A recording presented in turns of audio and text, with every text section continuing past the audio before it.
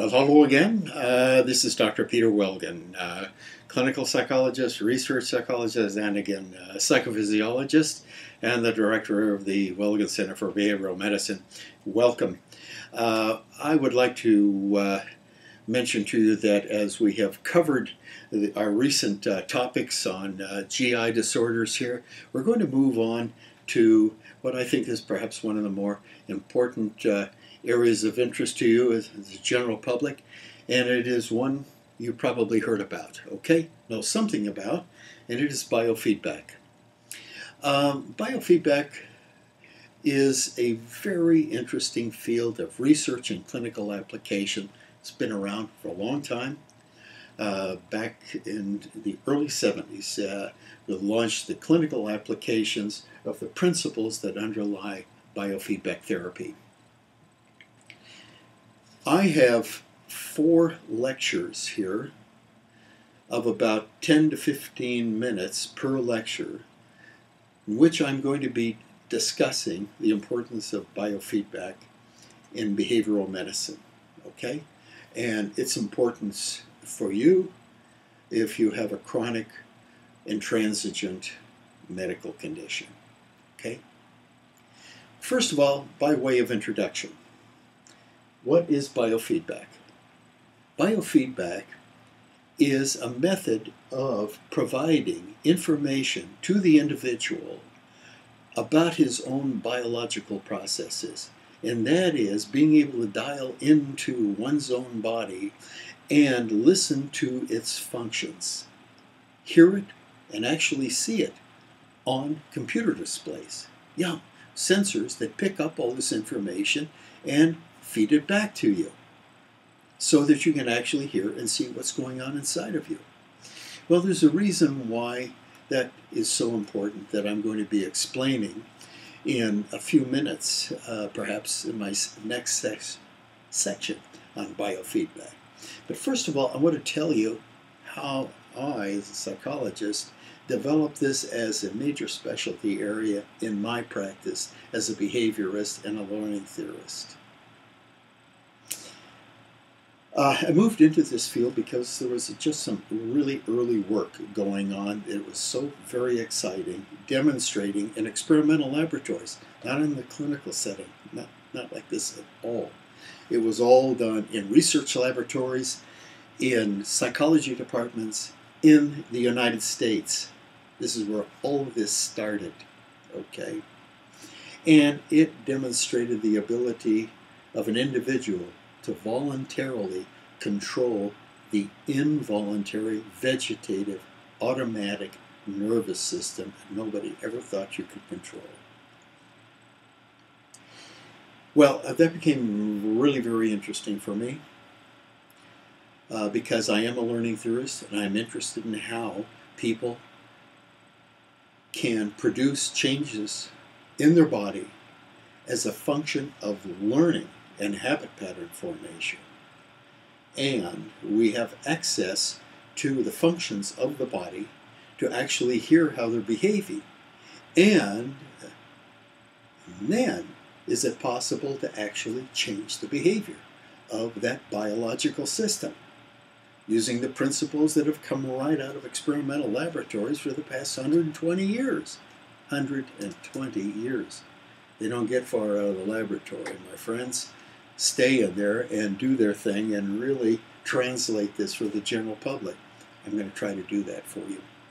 First of all, by way of introduction, biofeedback.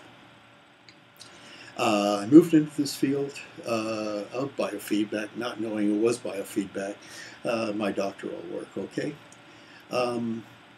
I designed a study as a research PhD student to demonstrate that you could actually control the amount of hydrochloric acid production in your stomach if you were a peptic ulcer patient, which is really dangerous, producing too much hydrochloric acid, to be able to actually change the production of hydrochloric acid production in your stomach by running sensors down there and picking up pH, free hydrogen, in the stomach, and learning how to manipulate one's own pH climate in your stomach.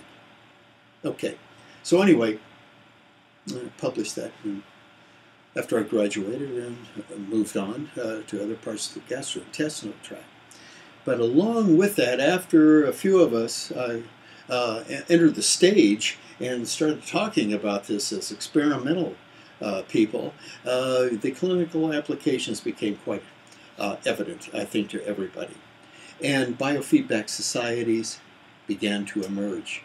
Here in California, #1. Okay? So the Biofeedback Society in California is one of the oldest in the United States. What was my involvement in those days? And we're talking about the early 70s through the 80s. I was one of the original members of the Biofeedback Society here in California.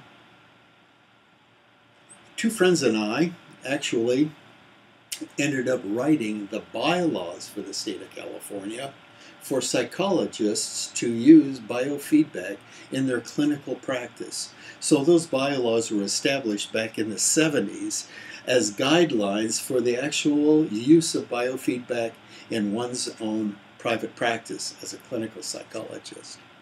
Along with that, I joined some colleagues, and we decided that we really needed to certify people who wanted to come in this field and actually train them to perform at some competence level and pass our exams, okay? And that's what we did. A group of us got together, set up a lecture series at the University of California, Los Angeles, at UCLA, and ran a whole series of instructional and tutorial lectures on the use of the clinical applications of these procedures out of the laboratory, and we call them biofeedback. Thank you, Barbara Brown at USC, who actually coined that term, and Joe Kamea at Berkeley Neuropsychiatric Institute. Those two really were out in front in those days, displaying the possibilities of biofeedback as a clinical tool and research as well. Okay, so a bunch of us went ahead, created this lecture series, and I set up my own professional school for the training of professionals in biofeedback. Okay, had it for years. Okay, so I only trained well-qualified physicians, clinical psychologists, nurses who wanted to go into this field. Okay, I taught the academic part of this, and there was a whole academic program, and I trained each one of those people myself in the clinical application of biofeedback principles and prepared them for state exams. By the way, those state exams that emerged out of our lecture series at UCLA became the national exams that all states use now, as I understand it. So we merged out of UCLA and created a national certification program for those who want to go into this field. Many licensed professionals from different disciplines actually came aboard, became certified, and began to use the processes in their own clinical practice. Okay, so it had widespread implications therapeutically and professionally. Okay, my primary interest was in laboratories, so I stayed with the clinical practice in biofeedback and also doing some what I thought real interesting bench work in the psychophysiology of the gastrointestinal tract at UC Medical Center and Division of Gastroenterology. Kind of dial in some of my research if you want to determine how psychological factors affect physiologic function within the gastrointestinal tract. Okay, and then clinically, I applied a lot of that stuff to my patients who are coming into my practice here and into our center over there, Behavioral Medicine Center, to actually produce clinical changes in their conditions. So I had a whole treatment program here and still do.